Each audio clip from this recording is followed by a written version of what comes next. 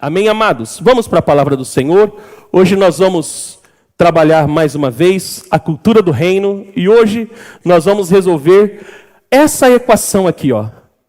Onde iremos passar a nossa eternidade?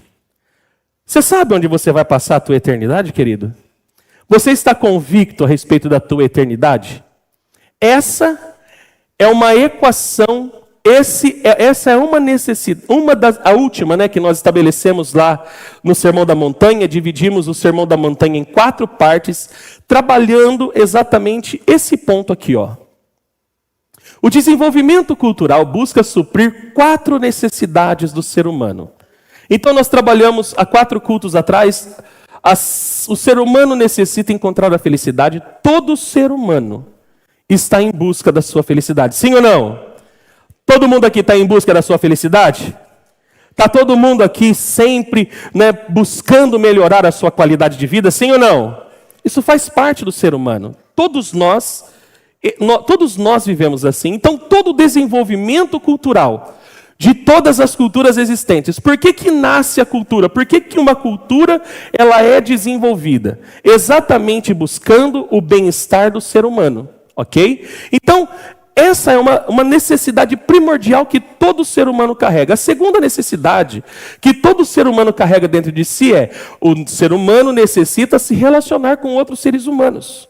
E nós trabalhamos isso, falando sobre relacionamentos. Inclusive, provavelmente, na quinta-feira, não perca o culto, eu quero falar novamente sobre Lashon Hará. Amém, queridos? Eu estou sendo direcionado pelo Espírito de quinta-feira ministrar sobre Lashon Hará mais uma vez. Então, acho que trabalhar relacionamentos com o tema Lashon Hará faz toda a diferença. Amém? Para a gente poder entender alguns princípios, tá? Então, o ser humano necessita, é uma necessidade do ser humano. Ninguém nasceu para viver isolado. Amém, queridos? Nenhum ser na face da terra vive sozinho. Nenhum ser vivente nasceu para viver sozinho. Vou falar para você, até verme, praga, você pode ver que eles vivem em colônia. É verdade ou não é? Né? Você pega os micróbios, essas coisas assim, todos eles, não é um só, ninguém anda sozinho. Né? Ninguém anda sozinho. Tudo que se desenvolve através de relacionamento. Amém, amados? A terceira necessidade que todo ser humano carrega: o ser humano necessita se relacionar com o transcendente. E a semana passada, o transcendente que a gente fala é se relacionar com Deus. Então o ser humano ele vai tentando buscar algumas alternativas para tentar suprir a necessidade de Deus. Então ele vai buscando aventura, vai buscando uma religião, ele busca, né, várias coisas que possam suprir o vazio de Deus que todo ser humano carrega. Não existe um ser humano na face da terra que não carregue um vazio do tamanho de Deus dentro de si. Agora, por que o homem carrega e precisa de Deus? Exatamente por causa do tema que nós vamos trabalhar hoje. O ser humano necessita entender e buscar a sua eternidade. É uma incógnita na mente e no coração de todo ser humano a respeito da eternidade. O que vai ser da minha vida depois que eu partir? O que vai acontecer comigo depois da morte? Essa é uma questão que dentro de muitas pessoas não se resolve. E detalhe, essa equação, essa incógnita, ela está exposta em todas as culturas. Você pega, por exemplo, na cultura muçulmana. Na cultura muçulmana, eles dizem que se você, né, fizer tudo certinho, obedeceu ao Corão, e você, se possível, até morrer e matar em nome de Alá, você vai para o paraíso, né, e você lá naquele paraíso vai ter 7 virgens te esperando. Né? E se você não fizer certinho, você vai queimar no mármore do inferno. Entendeu, queridos? Então, em todas as culturas, você pega, por exemplo, na cultura oriental, que a base da cultura oriental é o hinduísmo. Para quem não conhece, o hinduísmo, Índia, Nepal, Japão, né? Todas as religiões orientais, como Seichonoye, e todas a Igreja Messiânica Mundial, enfim, existem tantas religiões, e todas elas, dentro da cultura, também carregam um princípio, tipo, olha, todo mundo tem um pouco de... Dentro da cultura oriental, todo mundo tem Deus dentro de si. Todo mundo é um Deus, na verdade. Por isso, por exemplo, lá na Índia, por exemplo, rato é Deus. Então você não pode matar um rato, porque senão você está matando Deus. Vaca, boi, isso aí é Deus. Você não pode matar Deus. Então todo ser vivente na terra é um Deus. E esse Deus, depois da sua desencarnação, depois que ele perde a sua carne, depois que ele sai dessa carne que é da terra, ele se une ao cosmo, ou aquilo que eles chamam de Krishna. E aí esse Krishna vai formando um ser superior.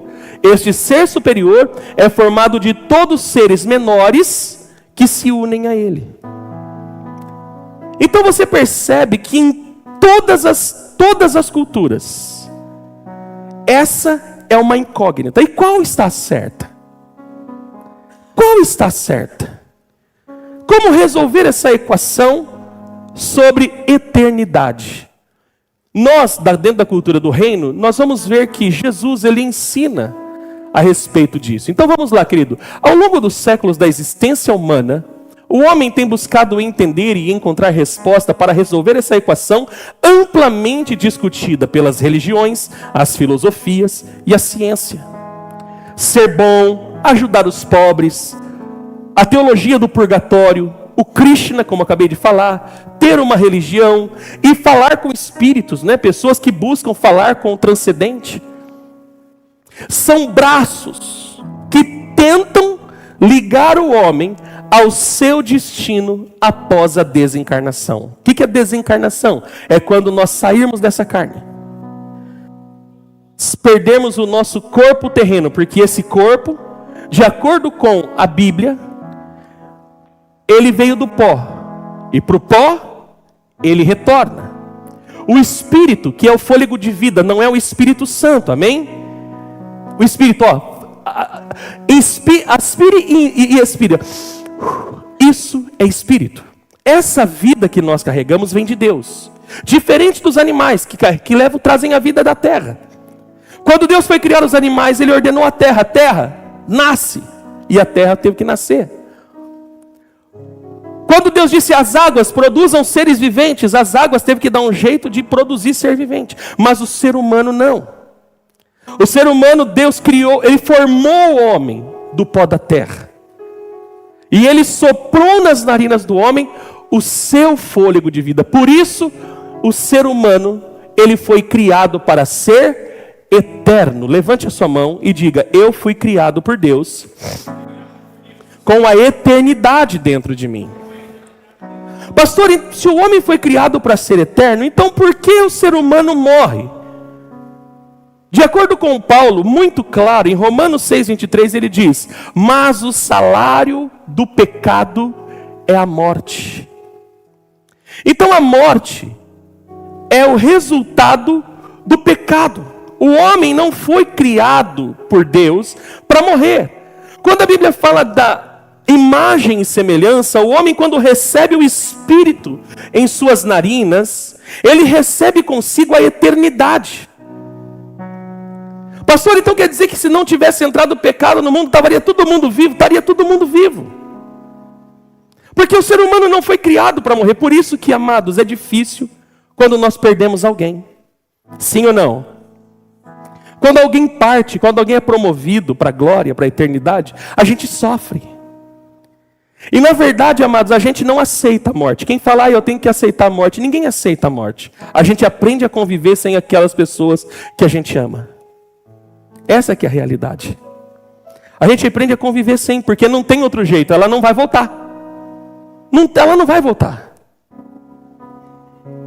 Então a gente aprende a conviver sem.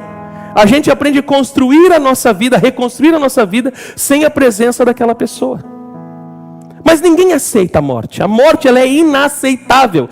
Ela é inadmissível, a morte. Não se explica a morte. Não se explica.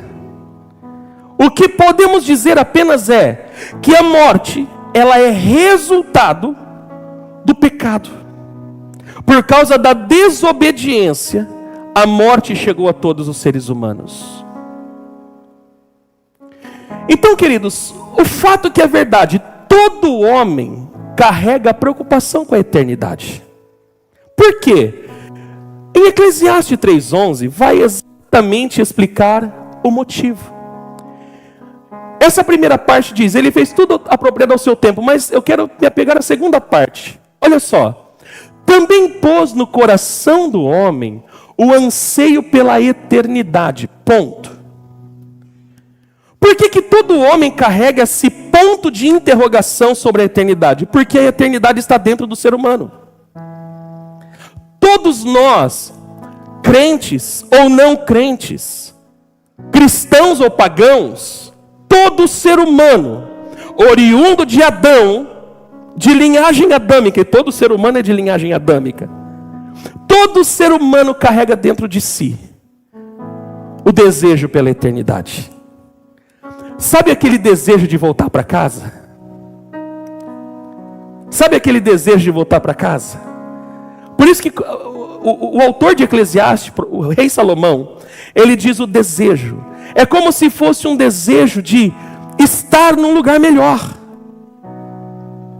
É como se fosse um sentimento de retorno. É exatamente isso que todo ser humano carrega dentro de si. Não existe ser humano que não carrega. Ele pode tentar ocultar isso.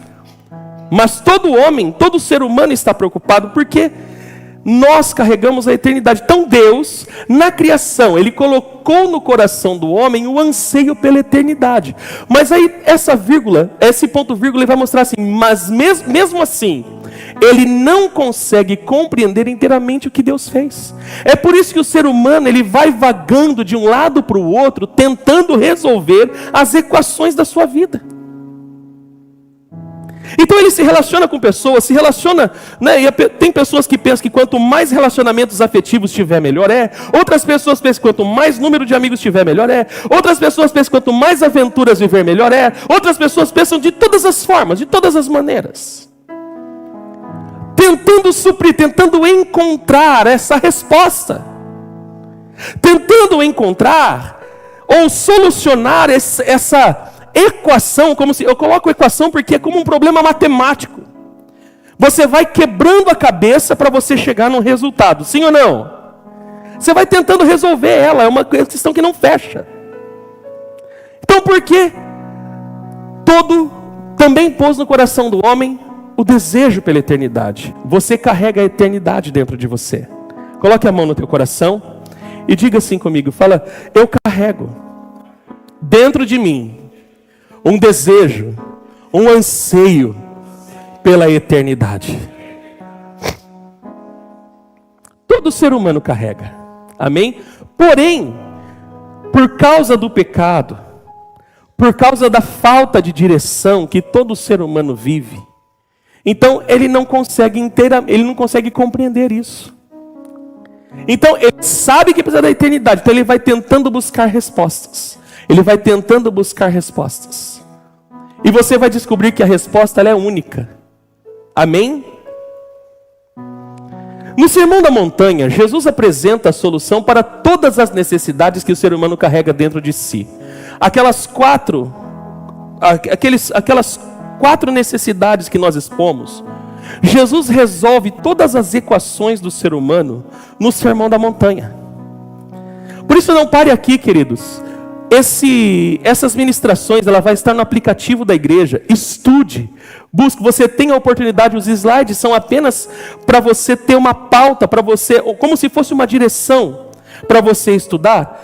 E se você começar a conectar os textos bíblicos, a sua vida, a sua história, a história da humanidade, você vai ver que faz todo sentido o que está sendo ministrado ao teu coração durante todos esses meses que nós estamos trabalhando.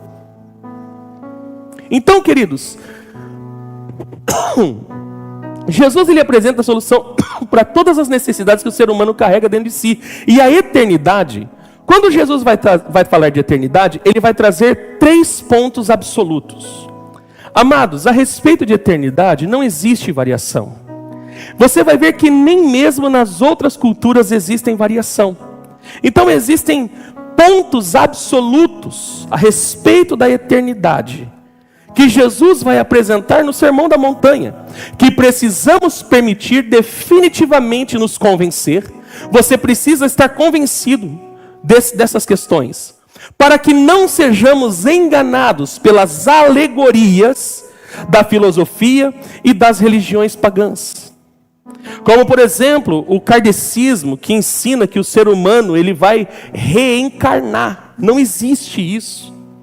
Lá em Hebreus, se não me falhar a memória, em Hebreus 9, está escrito que ao homem está determinado morrer uma única vez, vindo depois disso o juízo. Então, para que nós não venhamos ser enganados pelas alegorias, porque são alegorias, não são absolutos. Grande parte das religiões, filosofias e até mesmo a ciência vai trazer uma alegoria, somente a Bíblia,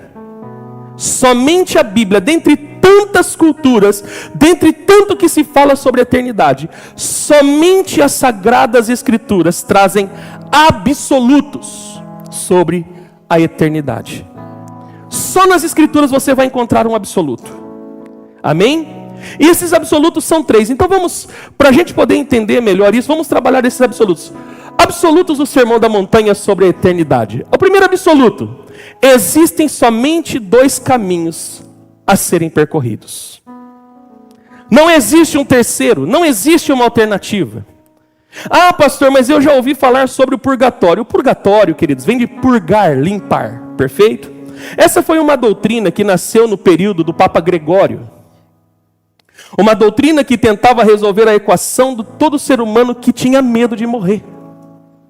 Então as pessoas com medo de morrer, irmã Sônia, as pessoas ficavam perguntando aos líderes da igreja o que ia acontecer com ela. Então se estabeleceu uma doutrina para trazer paz para o coração das pessoas, para que as pessoas pudessem ficar em paz. Então olha, fica tranquilo que ninguém vai para o inferno, não é assim. Ninguém vai ser condenado, não existe condenação. Então você vai para um lugar para você simplesmente passar por uma limpeza, e você fica nesse lugar por um período de tempo. Por isso que a igreja romana ensinou a orar por esses mortos. Então tem a famosa, por exemplo, missa do 7º dia. Para que serve? Para rezar para o morto ser purificado, para que ele possa chegar no céu. Porque ele está no purgatório, ele morre e vai para o purgatório. Então essa foi uma doutrina nascida nos tempos do Papa Gregório, se eu não me falhar a memória, 1545, no Concílio de Trento, foi estabelecida a doutrina do purgatório. A Bíblia vem muito antes do que o Concílio de Trento.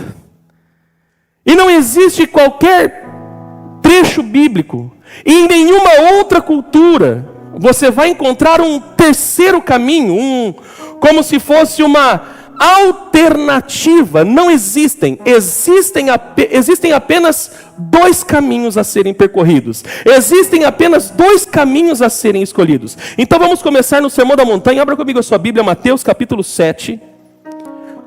Permaneça com a sua Bíblia, porque hoje nós vamos ler muita Bíblia. Amém? Hoje você vai enjoar de abrir Bíblia. Mateus capítulo 7.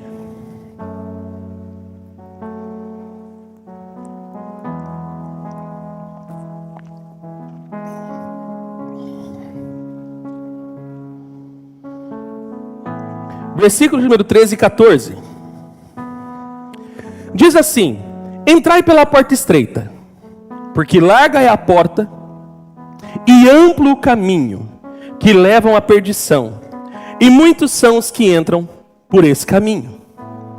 Porque estreita é a porta e difícil o caminho que conduz à vida. Apenas uns poucos encontram esse caminho. Perceba que Jesus, Deus encarnado, Jesus, Deus que se fez carne, conforme diz Hebreus,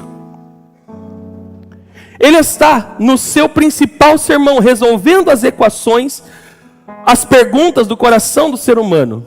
Se você quiser entender, assista a 2ª temporada do The Chosen.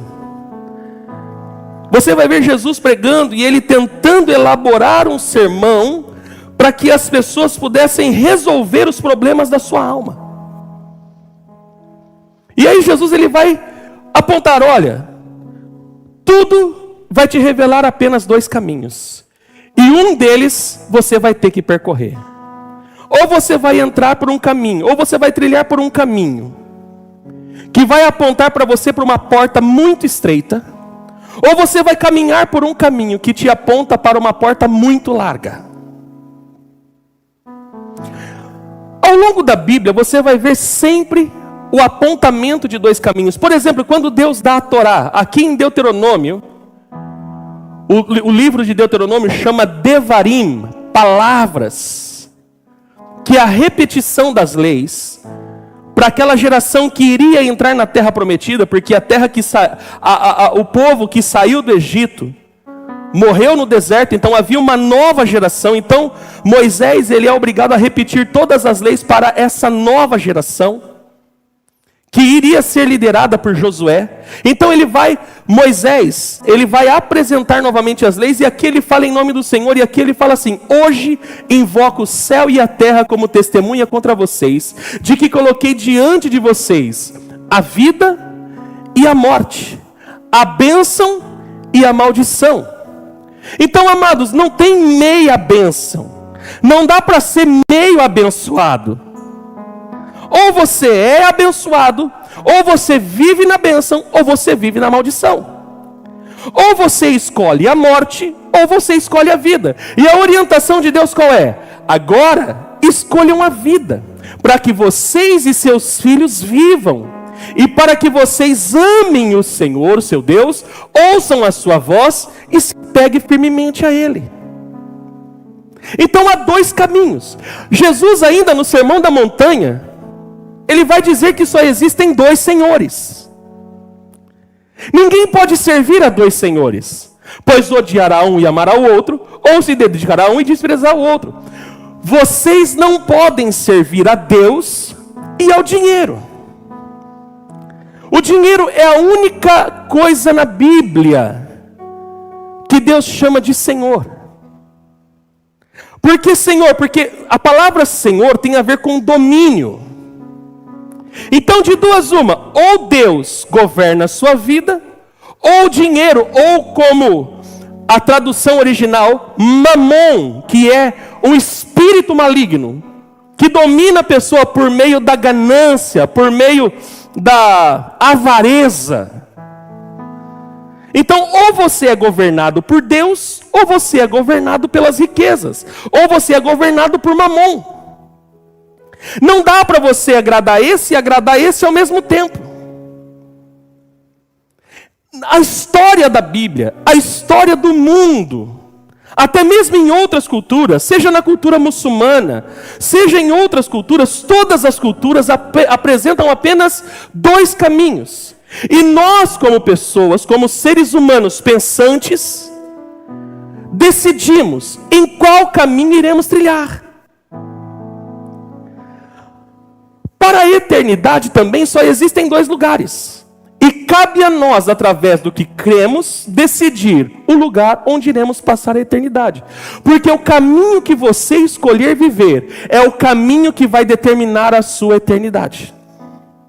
Eu vou repetir: o caminho que você escolher viver, o caminho que você escolher trilhar, é você que escolhe.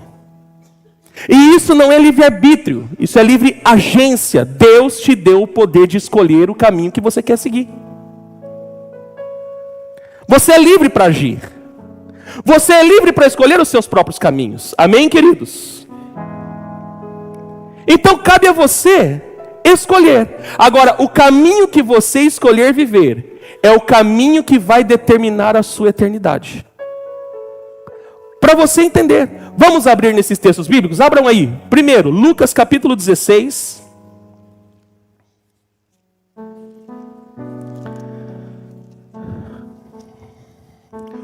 Lucas 16, versos 23 e 24, Jesus está falando da parábola do rico e do Lázaro.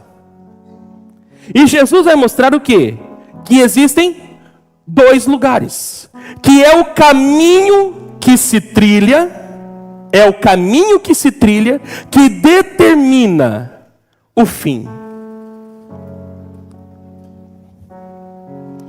Então aqui vai dizer assim, versículo 23 e 24 de Lucas 16.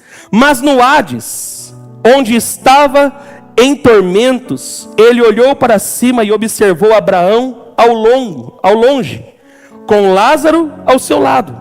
Então gritou: Pai Abraão, tem compaixão de mim e manda o Lázaro que molhe em água a ponta dos meus dedos e me refresque a língua, porquanto estou sofrendo muito em meio a essas chamas. Então, dentro da parábola, Jesus ele vai montar o quê? Dois destinos. Então, trocando em miúdos, havia o rico que havia vivido de maneira, regalado das coisas e tudo mais, e havia o Lázaro. A palavra Lázaro, para quem não sabe, significa leproso, pobre. Então, aqui são duas tipificações para você entender. Não está falando que o rico, eu já ouvi pessoas falando isso, que Jesus está falando que a pessoa rica de muito dinheiro vai para o inferno e todos os pobres vai para o céu. Não é assim, gente. Tá? Não é isso.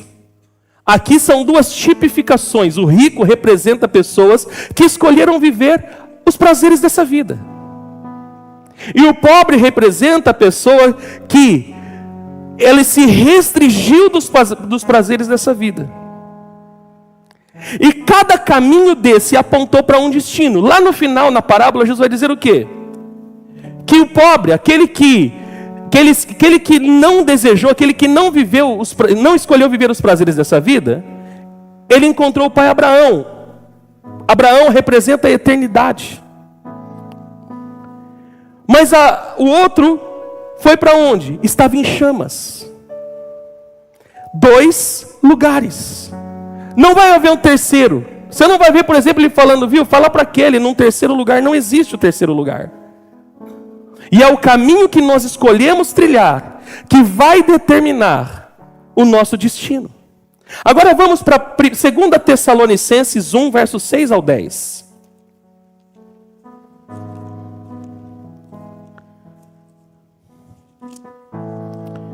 Segunda Tessalonicenses, capítulo 1, versos 6 ao 10, que vai dizer assim: de fato, é justo diante de Deus que Ele retribua com aflições os que vos causam tribulações.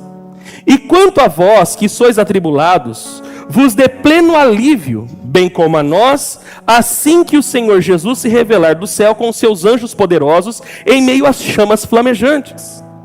Ele punirá os que não conhecem a Deus e os que não são submissos ao Evangelho. Eu vou ler mais uma vez. Preste bem atenção o que o apóstolo Paulo está ensinando. Ele punirá os que não conhecem a Deus e os que não são submissos ao Evangelho de nosso Senhor Jesus. Eles sofrerão a pena de destruição eterna e separação permanente do Senhor e da majestade do seu poder. Esse evento se dará no dia em que ele vier para ser glorificado nos seus santos e exaltado em todos os que tiverem crido, inclusive em vós que crestes em seu testemunho. Aqueles que creem e que viverem pelo Evangelho, viverão o que diz em Apocalipse: e todas as lágrimas dos nossos olhos serão enxugadas. Mas aqueles que não escolherem obedecer o Evangelho, o fim qual será? Punição. Não tem um terceiro caminho. Não tem um terceiro destino. E por último, Marcos capítulo 9, versículo 43 ao versículo 48.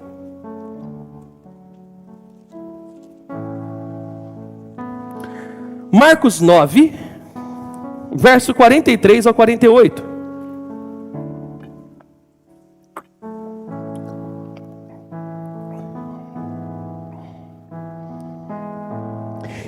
E se a tua mão te fizer tropeçar, corta, pois é melhor entrares para a vida mutilado do que possuindo as duas mãos ires para o inferno, onde o fogo que arde jamais arrefece.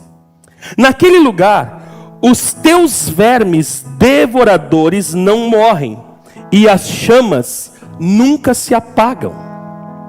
E se o teu pé te fizer tropeçar, corta-o, pois é melhor entrares na vida aleijado, do que, tendo os dois pés, seres lançado no inferno, onde o teu verme não morre, e o fogo é inextinguível. E ainda, se um dos teus olhos te levar a pecar, arranque-o. É melhor entrares no reino de Deus com apenas um dos teus olhos, do que possuindo os dois olhos seres atirados no inferno. Naquele lugar os teus vermes devoradores não morrem, e as chamas nunca se apagam. Você vai ver Jesus apontando o quê? A vida e a morte, a salvação e a condenação.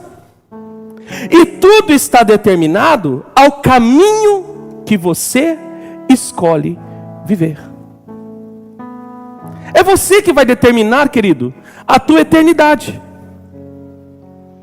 Deus te ama, enviou o seu filho para morrer no seu lugar, e a salvação é isso.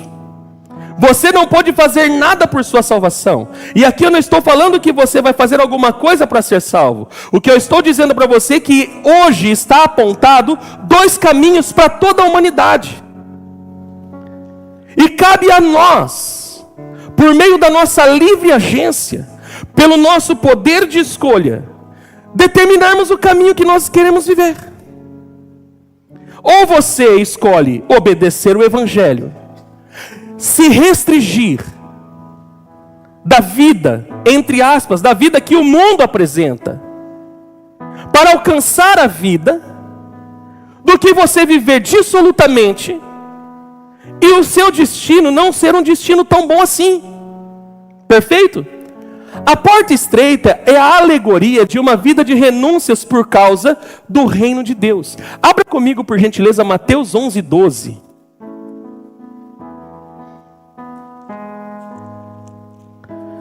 Mateus 11:12 vai dizer assim: desde os dias de João Batista até agora, o reino de Deus é tomado à força, e os que usam de violência se apoderam dele. Que violência é essa que Jesus está falando? A violência da renúncia, porque a renúncia é algo violento, amados, não é ou não é? É ou não é? Há uma guerra dentro de nós, sim ou não? É fácil ser cristão? Se fosse fácil, qualquer um seria. Não é fácil. Há uma guerra. Paulo vai explicar essa guerra em Gálatas 5. No versículo 16 e 17 ele diz: andai no Espírito, e não satisfazeis as concupiscências da carne, porque a carne milita contra o Espírito, e o Espírito contra a carne, para que não façais o que quereis. É uma guerra. Então, amados, o reino, ele só é conquistado na violência da renúncia. Aqueles que estão dispostos a perder a vida. O reino, vou repetir, o reino só é conquistado por aqueles que estão dispostos a perder a vida. Se você pegar as cartas apocalípticas, tudo tem a ver com morte e vida. Aquele que permanecer fiel até a morte receberá a coroa da vida, e aquele que perseverar até o fim, e aquele que tal, olha, tudo passa por morte. Amados, evangelho promove morte. Evangelho que não promover morte não é evangelho.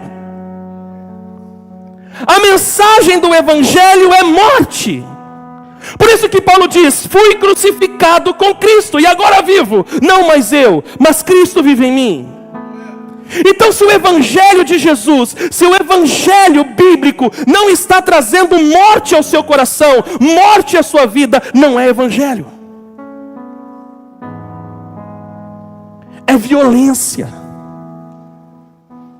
O evangelho é violento.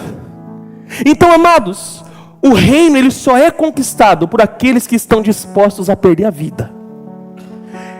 A porta larga é a alegoria de uma vida dissoluta, sem direção e sem perspectiva de eternidade. Sabe aquela história? Eu vou fazer isso porque eu sou filho de Deus, né? Porque afinal de contas o mundo está aí para eu viver. Eu tenho que viver a vida, eu sou jovem. Eu sou jovem.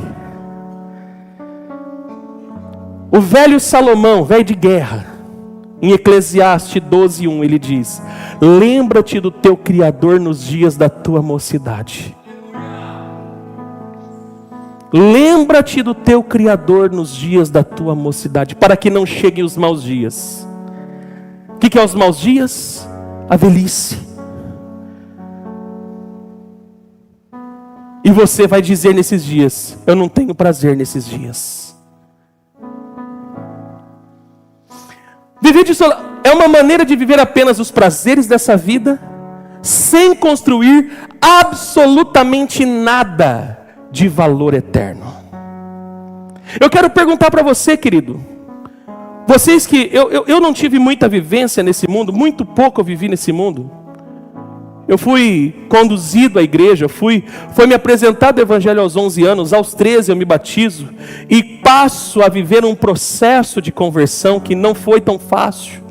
Mas eu não vivi o mundão, eu nunca bebi, nunca fiquei bêbado, nunca coloquei droga na minha boca, em nenhum lugar, nunca fiz nada de, assim, graças a Deus a minha esposa é a única mulher que eu tive na vida, enfim. Agora você responde: qual é o valor eterno que as drogas trazem? Qual é o valor eterno que as bebidas, né? As festas regadas a bebidas trazem? Qual valor eterno tem nisso? Se não um valor momentâneo, para suprir uma necessidade momentânea. E essa necessidade momentânea, sabe como se chama? A ausência de Deus. As raves, os prostíbulos, qual é o valor eterno que tem em tudo isso? Pior nos dias de hoje, nesse tempo de consumismo que nós vivemos. Que valor eterno tem você trabalhar de domingo a domingo, de sol a sol, sem gastar tempo com a tua eternidade, sem gastar a sua vida naquilo que verdadeiramente importa? Pastor, eu quero andar com um carro melhor, mas esse carro, se você partir, amados, é uma notícia triste que eu vou dar, mas faz 2 anos, quando eu fui gerente de loja, eu contratei, foi acho que a primeira contratação que eu fiz na vida. Eu contratei um menino ainda mirim. Ele tinha 16 anos quando ele foi trabalhar comigo. Quero honrar a memória dele. Mas ele se envolveu com os amigos, e já tinha saído da loja, e um dia voltando de uma festa, ele já era vendedor, formei ele vendedor, menino maravilhoso, trabalhador, com 19 anos, por causa de bebida, ele bateu o carro numa árvore, vindo de Brotas, e perdeu a vida, morreu, 19 anos, e aí? Que valor eterno isso construiu? O que você tem construído de valor eterno para a sua vida? O que nós temos construído de valor eterno para a nossa história? Amados, está na hora de nós acordarmos. E você precisa entender que o que mais importante que você vai construir é aquilo que você vai construir dentro de um valor eterno, que você vai construir inserido de valores eternos, nos valores eternos, nos valores de Deus, que vão determinar o seu destino, que é a vida. Não tem segredo. Então eu pergunto para você, querido, o que você vai continuar fazendo? Vivendo uma religião? Vindo na igreja de domingo, e aí o restante da semana vivendo dissolutamente como se não houvesse amanhã? como se nada fosse acontecer, como se você mesmo não estivesse construindo a sua própria destruição. Eu sinto em dizer para você, querido, mas você que vive assim, você está construindo a sua própria destruição. E depois não adianta culpar Deus. Arrumar um culpado, arrumar um álibi para a destruição que nós muitas vezes estamos construindo, é fácil.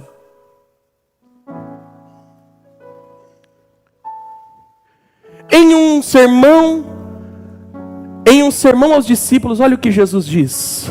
Jesus dizia a todos: se alguém quiser acompanhar-me, negue-se a si mesmo, tome diariamente a sua cruz e siga-me. Pois quem quiser salvar a sua vida, perderá.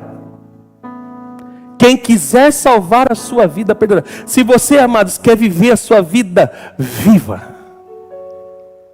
Lembre-se que existem dois caminhos. Lembre-se que existe só dois caminhos.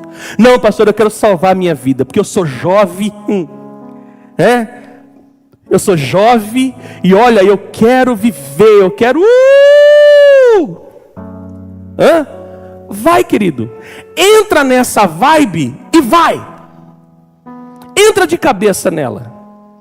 Só que depois não reclame do fim como o rico foi reclamar. Pai Abraão, oi, tá vendo? Culpa de Deus, Deus não me ama.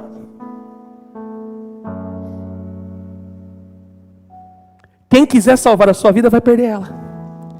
E quem perder a sua vida por minha causa, amado, só existe uma maneira para você perder a vida: entregando ela para Jesus. Entenda que entregar a vida para Jesus, querido, não é um momento de emoção na igreja, que você levanta a mão, ai, quero aceitar Jesus. Entenda, querido, que entregar a vida para Jesus é a mesma coisa de ser crucificado com Ele. Você entende isso? Se você diz que entregou a sua vida para Jesus, mas ainda não tem uma cruz sobre você, querido, então você ainda não entendeu o Evangelho. Você precisa voltar para o discipulado. Você precisa voltar. Porque quem entrega a vida para Jesus, automaticamente está entregando a vida para ser crucificado com Ele. É exatamente isso que Paulo fala em Gálatas 2:20. Mas quem perder a sua vida por minha causa, esse a salvará. Pois o que adianta o homem ganhar o mundo inteiro e perder-se ou destruir-se a si mesmo? E aí? Vai resolver a sua vida? Para você que nos assiste pelo YouTube ou pelo aplicativo da igreja, vai resolver a tua vida? Vai resolver a tua história? Eu não posso determinar o teu caminho. É você que determina. Posso ser sincero para você? Nem Deus obriga você a andar o caminho dele. Deus, ele te apresenta. Por isso que eu falo que quando a Bíblia fala lei, não está falando de lei e imposição, está falando de escolha. Deus está dando opções. Lá no Éden, Deus falou para o homem: olha, você pode comer de tudo, mas dessa árvore você não come. Deus, ele trabalha com orientação, porque Deus é pai. Eu vou repetir, querido, Deus, ele é pai, ele não é tirano, ele não te obriga a fazer a vontade dele. Ele espera que você, porque você é livre, porque ele te fez livre, ele espera que você, por ser livre, escolha amá-lo, escolha viver para ele. É isso que ele espera. O segundo absoluto: as obras religiosas não têm poder para salvar. Eu sinto em dizer para você, querido, as tuas obras, as minhas obras, elas não têm qualquer poder para me salvar. Vamos agora, Mateus capítulo 7, mais uma vez, Sermão da Montanha, versículo 15 ao versículo 23, que vai dizer assim: acautelai-vos quanto aos falsos profetas. Eles se aproximam de vós disfarçados de ovelhas, mas no seu íntimo são como lobos devoradores. Pelos seus frutos os conhecereis. É possível alguém colher uvas de um espinheiro, ou figos das ervas daninhas? Assim sendo, toda árvore boa produz bons frutos, mas a árvore ruim dá frutos ruins. A árvore boa não pode dar frutos ruins, nem a árvore ruim produzir bons frutos. Toda árvore que não produz bons frutos é cortada e atirada ao fogo. Portanto, pelos seus frutos os conhecereis. Nem todo aquele que diz a mim, Senhor, Senhor, entrará no reino dos céus, mas somente o que faz a vontade do meu Pai, que está nos céus. Muitos dirão a mim naquele dia, Senhor, Senhor, não temos nós profetizado em teu nome? Em teu nome não expulsamos os demônios? E em teu nome não realizamos muitos milagres? Então lhes declararei, nunca os conheci, afastai-vos da minha presença, vós que praticais o mal. Percebe como o sermão da montanha ele é enfático? Jesus não usa meias palavras. Jesus não existe politicamente correto. Ou é, ou não é, querido. Os falsos profetas é a alusão de pessoas que dizem carregar a obra de Deus, falam e agem em nome de Deus, mas são profanos. Por isso que Jesus fala dos falsos profetas. Profetas aqui, aqueles que pregam, aqueles que dizem viver um evangelho dentro da sinagoga.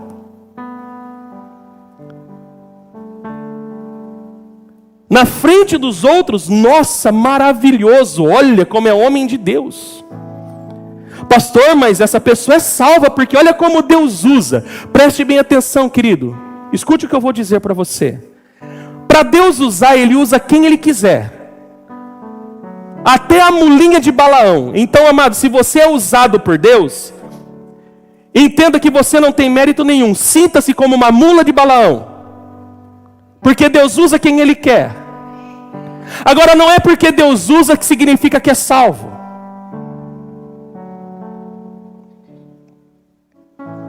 Não é porque Deus te usa um dia, não é porque você tem dons, não é porque você profetiza, não é porque você prega, não é porque você toca, não é porque você canta, não é porque você fez um milagre, não é porque você fez uma oração, não é porque você faz intercessão. Isso não determina a salvação.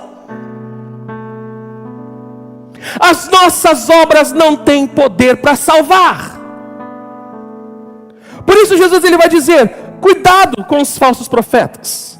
Você vai conhecer a árvore pelo fruto. E fruto fala de caráter transformado e não de obras.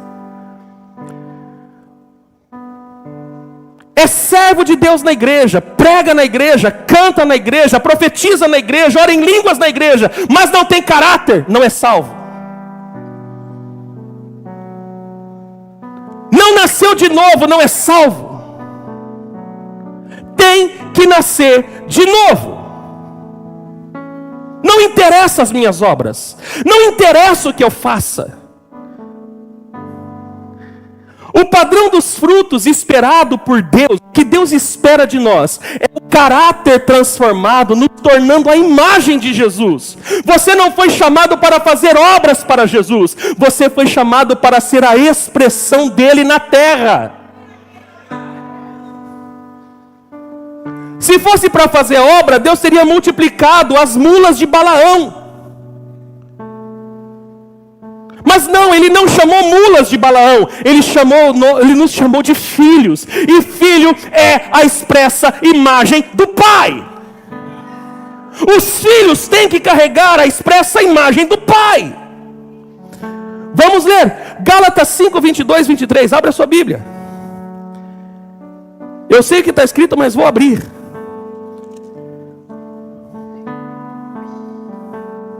Entretanto, o fruto do Espírito é amor, alegria, paz, paciência, benignidade, bondade, fidelidade, mansidão e domínio próprio. Contra essas virtudes não há lei. Qual é o fruto que Jesus espera? No Evangelho de João, se não me falha a memória, no capítulo 13, ele diz assim: interessa ao Pai que vocês dêem muitos frutos. Nisto, nos frutos, todos saberão que sois os meus discípulos. Esses frutos não são obras. Esses frutos não são dons. Não confunda fruto do Espírito com dons.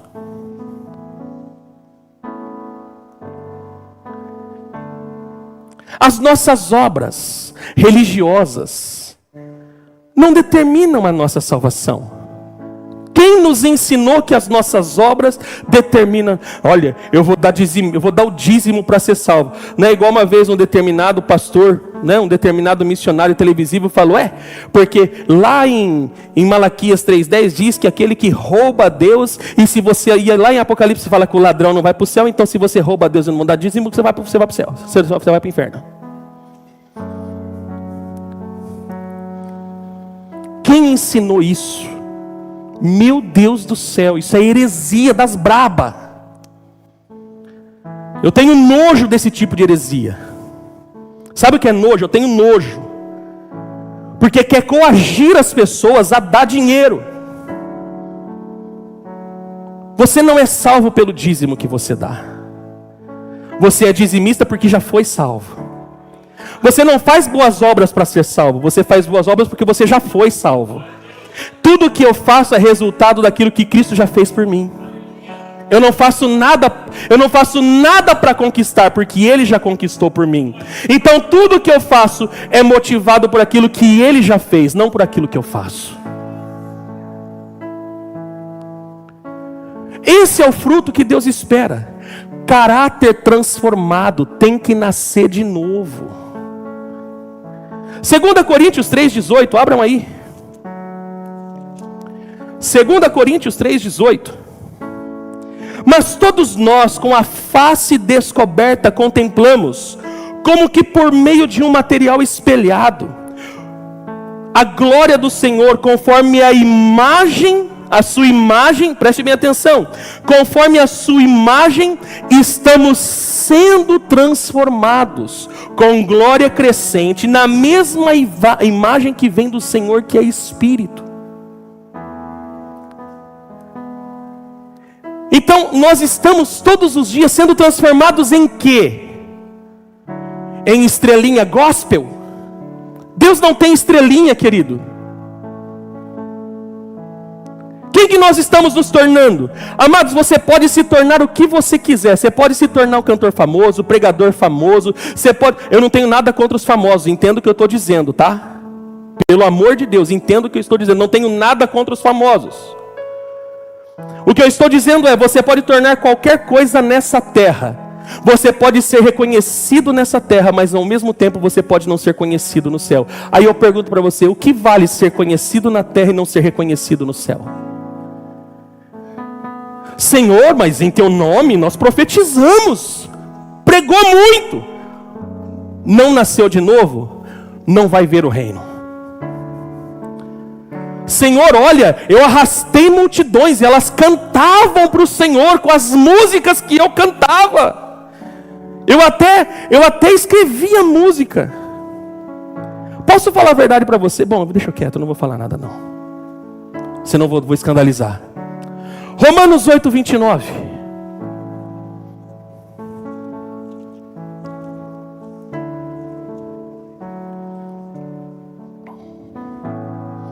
Porquanto aqueles que antecipadamente conheceu, também, preste bem atenção aqui para quem fala de predestinação. A predestinação não é, alguns usam esse texto erroneamente para dizer que Deus predestinou as pessoas para ser salvo, ou seja, Deus já determinou quem vai ser salvo e quem vai para o inferno e quem não vai.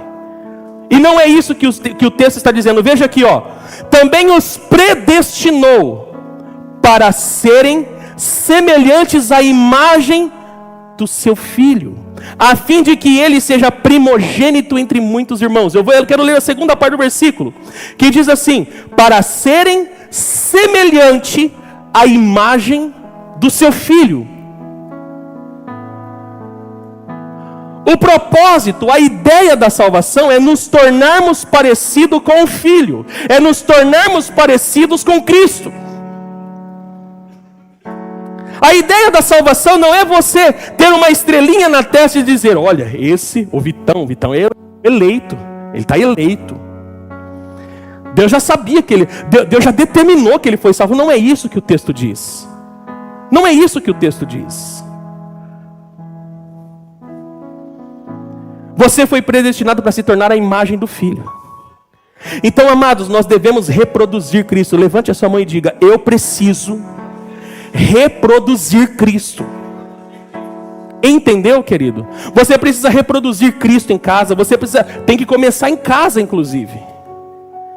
Você tem que reproduzir o filho em casa, você tem que reproduzir o filho no trabalho, você tem que produzir o filho nos teus negócios, quando você vai fazer negociações, você tem que produzir Cristo, o filho na sua empresa, você tem que produzir o filho de Deus quando você estiver no seu trabalho, você tem que reproduzir o filho quando você estiver no churrasquinho com seus amigos, você tem que reproduzir o filho. Você foi predestinado para expressar a imagem do filho, foi para isso que nós somos salvos. Se não é para isso, querido, então não há objetivo na nossa salvação. Não basta apenas dizer Senhor, mas sim fazer a sua vontade, é o que ele diz. Nem todo que diz Senhor, Senhor entrará no reino dos céus, mas aquele que faz a vontade do meu Pai que está no céu. E aí eu pergunto, qual é a vontade de Deus?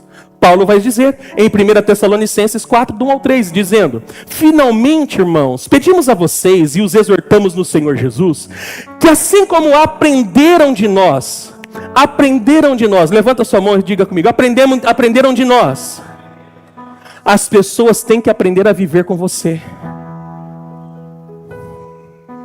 Quem caminha com você tem que aprender a viver com você, você tem que ser referência. É por isso que Jesus diz: vós sois o sal, vós sois a luz. As pessoas têm que caminhar conosco, aprendendo a viver conosco. Assim como aprenderam de nós a maneira como devem viver e agradar a Deus, e efetivamente o estão fazendo, vocês continuem progredindo cada vez mais. Porque vocês sabem quantas instruções demos a vocês da parte do Senhor Jesus. Agora preste bem atenção, esse é o texto. Pois a vontade de Deus é não, pelo amor de Deus, eu quero ouvir bem forte. Pois a vontade de Deus é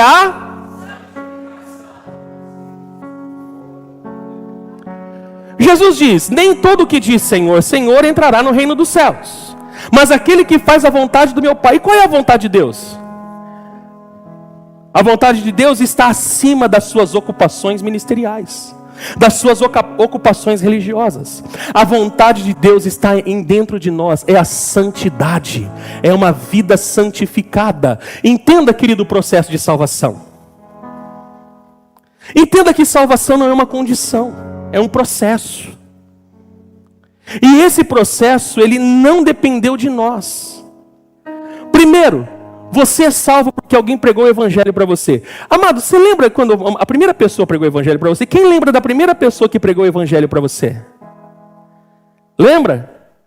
Sabe por que você está aqui? Porque alguém pregou o evangelho para você. Você quer ver todas as cadeiras? Você quer que essa igreja mude de prédio para um prédio bem grandão? Amém. Obrigado pelo seu amém. Tem problema, né? Faz 3 cultos. Sabe por quê? Porque você tem que pregar o evangelho. Assim como pregaram um dia para você, pregue para os outros. Para que os outros tenham a mesma oportunidade que você está tendo agora. Pastor, mas eu já preguei, mas essa pessoa não veio para a minha igreja. Não estou falando para você trazer as pessoas para a tua igreja. Eu estou falando para você pregar o evangelho.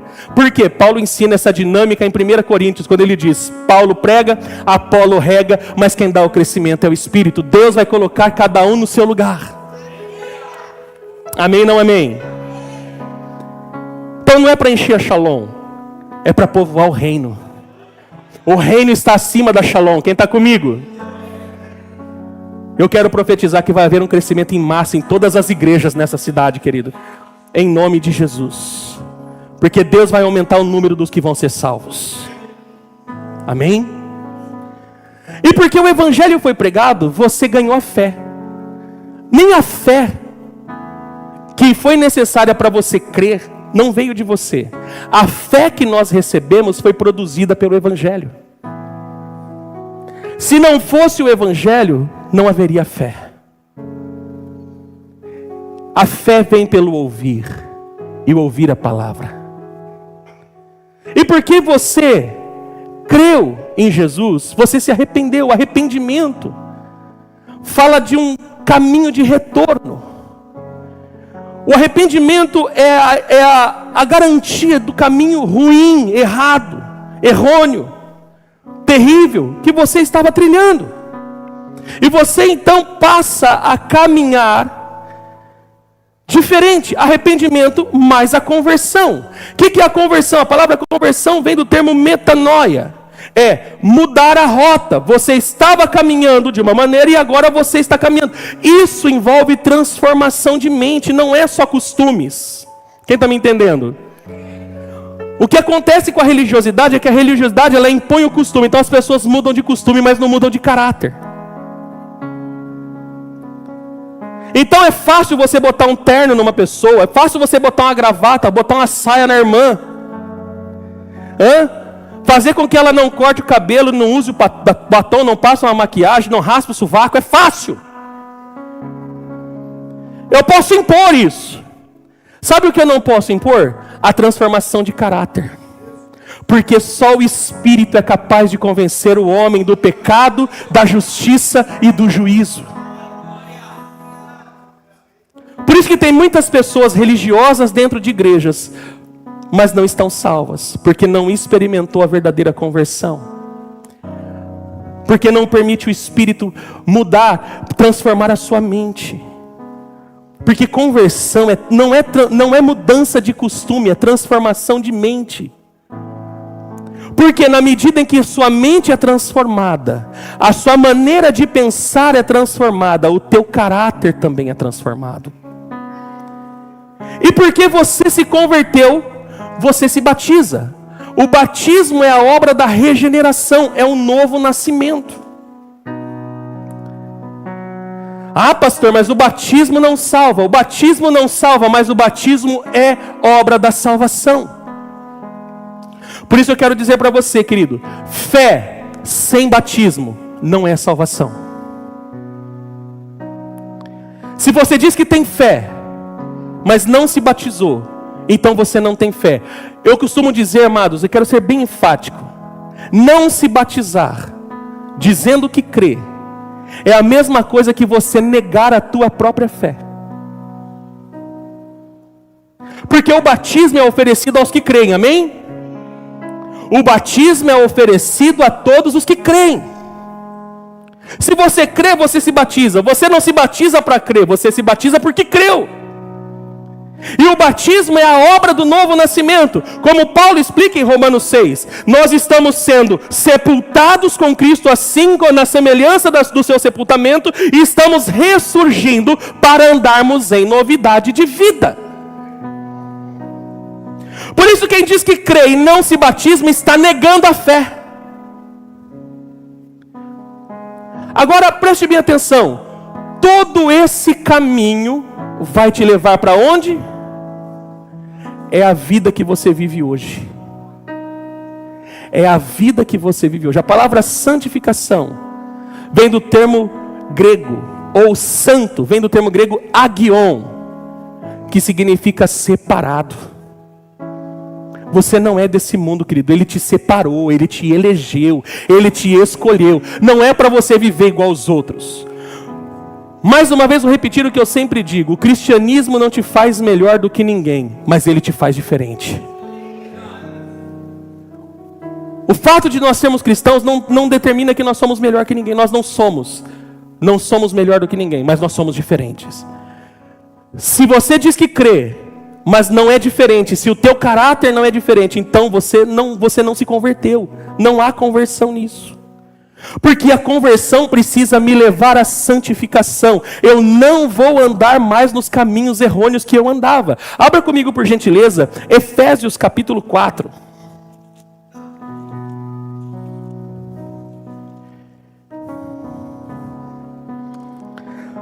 Efésios 4, verso 17.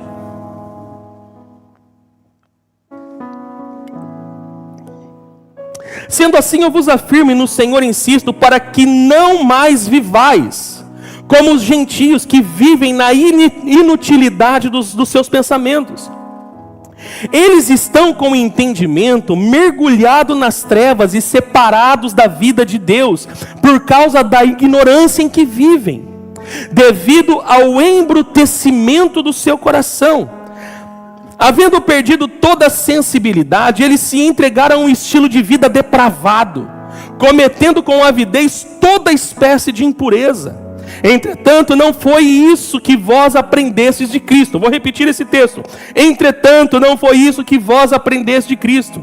Se é que de fato o ouvistes e nele foste discipulado, conforme a verdade que está em Jesus. Quanto à antiga maneira de viver, fostes instruídos a vos despirdes do velho homem, que se corrompe por desejos enganosos, e a serdes renovados no vosso modo de raciocinar, e vos revestirdes do novo homem, criado para ser semelhante a Deus, em justiça e em santidade provenientes da verdade. Portanto, cada um de vós devem abandonar a mentira e falar a verdade ao seu próximo, pois todos somos membros de um mesmo corpo. Estremecei de ira, mas não pequeis, acalmai a vossa raiva antes que o sol se ponha, e não deis lugar ao diabo. Aquele que roubava, não roube mais, pelo contrário, trabalhe, fazendo com suas mãos o que é bom, para que tenha o que repartir com quem está atravessando um período de necessidade. Não saia da vossa boca nenhuma palavra que cause destruição, mas somente a que seja útil para a edificação de acordo com a necessidade, a fim de comunicar desgraça aos que ouvem. E não entristeçais o Espírito Santo de Deus, para com que fosse selados para o dia da redenção. Toda amargura, cólera, ira, gritaria e blasfêmia seja eliminados do meio de vós, bem como toda maldade. Pelo contrário, sede bondosos, compassivos uns com os outros, perdoando uns aos outros, da mesma maneira como Deus os perdoou em Cristo Jesus. Uau! Ou você é, ou você não é. Ou você nasceu de novo, ou desculpa, querido, você precisa voltar para o discipulado. Precisa aprender a ser cristão. Entenda, é esse caminho completo que vai te conduzir à glorificação, que é o último estágio da salvação. O dia que nós ouvirmos a última trombeta, o corruptível será transformado em incorruptibilidade, o mortal será transformado em imortalidade. Mas para que isso aconteça, o caminho tem que ser completo. Para que você alcance lá, o caminho tem que ser completo. Então a santificação fala da sua vida hoje. Perfeito? É o que o Espírito está fazendo em você hoje. Não é o que o Espírito fez em você ontem. Nós temos o costume de contar o que Cristo fez. Deixa eu perguntar, o que Jesus está fazendo agora? O que o Espírito está fazendo agora? Não por você, mas o que Ele está realizando dentro de você? Eu estou passando por um período, querido, eu estou sendo amassado por dentro. E eu sei que é obra do Espírito. Eu estou igual pentecostal, está doendo, mas está gostoso. E eu louvo a Deus por estar passando por isso. É aqui, ó, é aqui dentro. Eu não estou falando nada externo, não se preocupem. É aqui.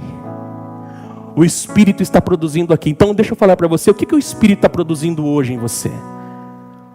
Se você já ouviu o Evangelho, se você já teve fé, se você já se arrependeu, se você já se converteu, se você já se batizou, o que está faltando para você se santificar? Se você não se santifica, significa que você trancou o teu coração para a obra do Espírito. Porque se o Espírito está em mim, então a santidade é uma constante na minha vida. Quem está comigo? Cuidado. Você pode ser condenado mesmo fazendo várias obras em nome de Jesus. Você sabia que você pode estar a caminho do inferno mesmo trabalhando na igreja? Você pode ter até um título, eu sou apóstolo. Ó meu blazer de apóstolo, ó. O blazer apostólico. Ó o controlinho de slide apostólico. Você pode ser o que você quiser e ainda assim estar a caminho do inferno. Hebreus 12:14 diz: segui a paz com todos e a santificação. Sem a santificação, ninguém verá a Deus. Você pode ser apóstolo, você pode ser profeta, você pode ser semideus, querido. Você pode ser até substituto de um querubim. Você pode até ter asa de serafim. Se não tiver santidade, não vai ver a Deus. Se a santidade não for uma constante na sua vida, você não verá a Deus. Você está sendo enganado. Terceiro absoluto e último para a gente concluir. A eternidade é construída de uma vida fundamentada na palavra. Entendeu? Como que eu vou construir a eternidade dentro da cultura do reino? Toda a cultura do reino é fundamentada na palavra, e Jesus vai explicar isso em Mateus 7. Volta lá, Sermão da Montanha.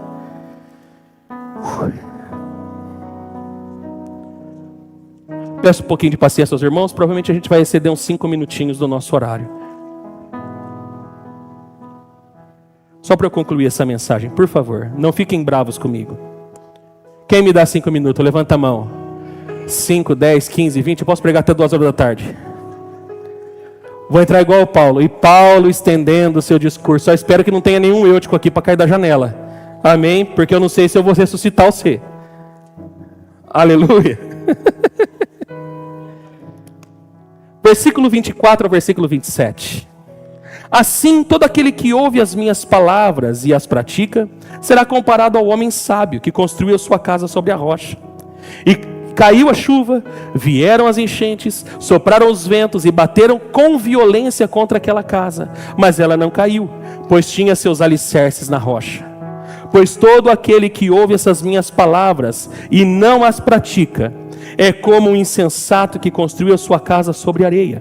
E caiu a chuva, vieram as enchentes, sopraram os ventos e bateram com violência contra aquela casa, e ela desabou, e grande foi a sua ruína. Perceba que Jesus está apontando quais as palavras. Ele está dizendo, aqueles que ouvem essas minhas está apontando para o Sermão da Montanha. Você ouviu 5 mensagens, um sermão extremamente expositivo sobre o Sermão da Montanha. O que você tem que fazer agora? Praticá-los. Porque se você ouve e não pratica, você será considerado um insensato que construiu a casa na areia. Então, amados, a eternidade, Jesus está ensinando isso. O caminho da eternidade em Cristo, o caminho da verdadeira eternidade, que é um absoluto, a vida eterna, ela é um caminho, é como se fosse uma construção. Se você já teve alguma construção, se você já viu alguma construção, você vai entender, é um caminho construído. E essa construção, ela tem um único alicerce, amém? Essa construção, ela tem um único alicerce, e esse alicerce se chama Palavra de Deus. E é interessante que palavra usada por Jesus aqui não é rema, não é o que Deus está falando com você agora, está falando de logos, é o fundamento. Então vamos fazer um bate-bola rápido para a gente encerrar a mensagem para você almoçar. A santificação é oriunda da palavra. Sabe por que muitos não conseguem viver uma vida de santidade? Porque não conhecem as Escrituras. E por que não conhece? Porque não tem quem ensine? Aqui pelo menos tem quem ensine. Aqui só não aprende porque é preguiçoso, porque é folgado. Gosta de ficar em casa. Porque se quiser aprender, dá. Tem um monte de atividade para você aprender a palavra aqui. Estou falando aqui para os membros daqui, amém? Você é membro daqui? Então aqui você tem a oportunidade de construir um caminho de aprendizado. Só não aprende quem não quer. Abra comigo a sua Bíblia, João 17:17. Bate bola rápido.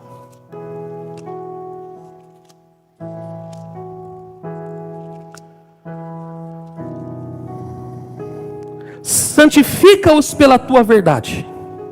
A tua palavra é a verdade. Toda santificação, ela é produzida pelo conhecimento da verdade, pelo conhecimento da palavra. Se não há conhecimento da palavra, também não há santidade, porque a nossa transformação, ela é operada por meio do Evangelho. Agora, não é o Evangelho ouvido, mas o Evangelho ensinado. Por isso que na grande comissão, Jesus vai dizer o seguinte: ide por todo mundo e fazei discípulos, batizando-os em nome do Pai, do Filho e do Espírito Santo, ensinando a guardar o que vos tem ordenado. Então não é apenas ouvir o Evangelho. Você recebe Cristo porque você ouviu o Evangelho, mas você é santo porque aprende o Evangelho. Por isso a igreja tem que desenvolver duas frentes. São duas frentes de pregação do Evangelho: a pregação que salva e a pregação que consolida. Quem está comigo? Duas frentes da pregação do Evangelho. Primeira pregação é a pregação para a salvação. A segunda frente da pregação é o que nós estamos fazendo hoje aqui. É a pregação que consolida a fé, que estabelece alicerces, princípios para você construir a sua vida cristã. Segundo, toda a cultura do reino é alicerçada na palavra. 2 Timóteo 3, verso 16 e 17.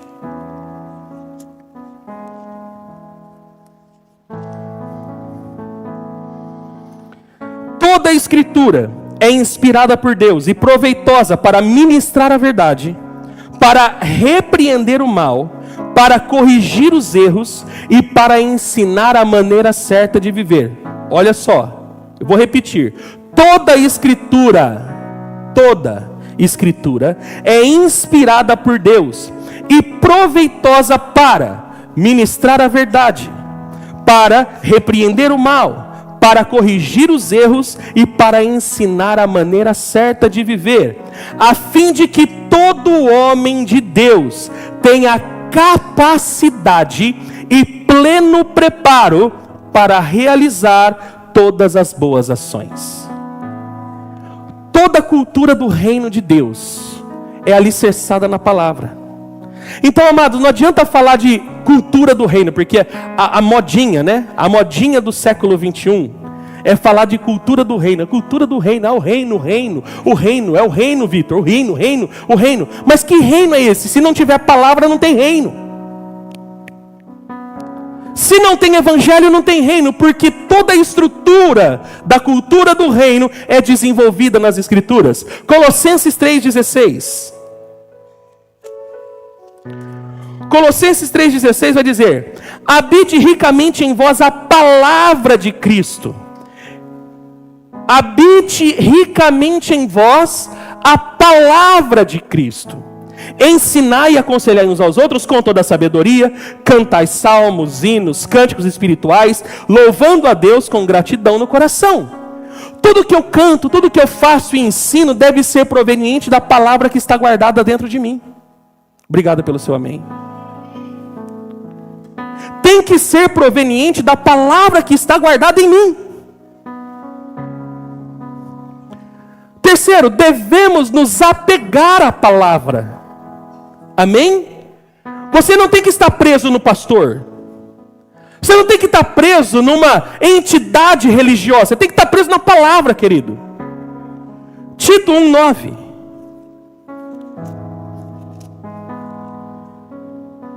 Apegue-se firmemente à fiel palavra da forma como foi ministrada, a fim de que seja capaz tanto de encorajar os crentes na sã doutrina, quanto de convencer os que se opõem a ela.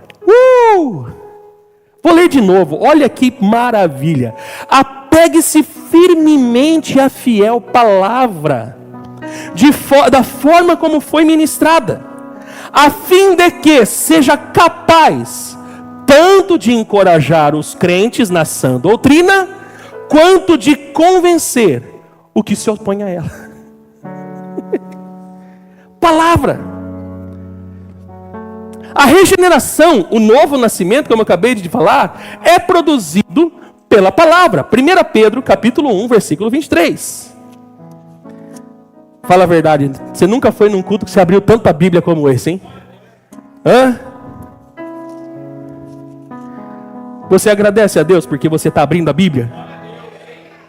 1 Pedro 1, 23 vai dizer: fostes regenerados, não a partir de uma semente perecível, mas imperecível, por meio da palavra de Deus, a qual é viva e operosa por toda eternidade. A palavra de Deus é operosa, ela opera em todo o tempo. Ela operou no passado, opera no presente e vai continuar operando até que Cristo estabeleça o seu governo sobre a terra. A palavra é operosa. A semente da regeneração plantada em nós não é uma semente qualquer. Você recebeu a semente da palavra, você recebeu a semente do evangelho, e essa semente nunca vai morrer.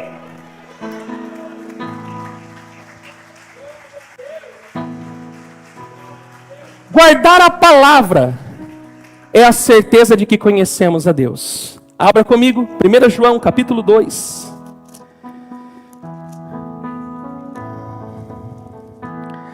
1 João capítulo 2, verso 4 ao 6. Aquele que afirma, eu o conheço, e não obedece os seus mandamentos, é mentiroso. E a verdade não está nele. Rapaz, se eu estou escrevendo isso no século 21, eu vou para a cadeia.